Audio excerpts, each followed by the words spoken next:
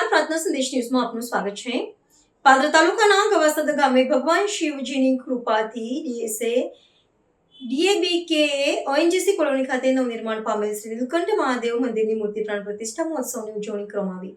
સંવંત 2082 ફાગણ વધ 12 ને સોમવારે તારીખ 16/3/2026 રોજ પાદરા તાલુકાના ગવાસદ ગામે ભગવાન શિવજીની કૃપાથી ડીએબીકે ઓએનજીસી કોલોની ખાતે નવનિર્માણ પામેલ શ્રી નીલકંઠ મહાદેવ મંદિરની મૂર્તિ પ્રાણ પ્રતિષ્ઠા મહોત્સવની ઉજવણી ઓએનજીસીના સર્વે કર્મચારી પરિવાર સભ્ય દ્વારા ખૂબ ઉત્સાહપૂર્વક ધામધૂમથી કરવામાં આવી હતી।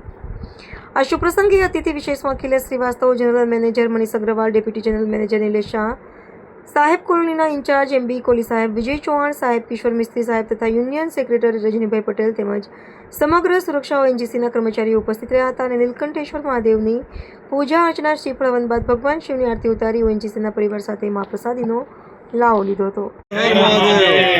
જય મહાદેવ।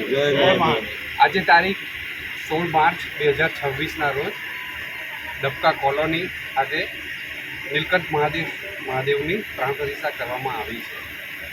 આ કાર્ય આપણા ઓએનજીસી અંકલેશ્વરના વરિષ્ઠ અધિકારીઓ અને આપણા બધા ઓએનજીસી ડ્રિલિંગ રિગના મિત્રોના સહયોગથી બહુ સારું કામ થયું છે અને આજે એની પ્રાણ પ્રતિષ્ઠા થઈ છે, જે આપણી ડબકા કોલોની માટે બહુ સૌભાગ્યની વાત છે।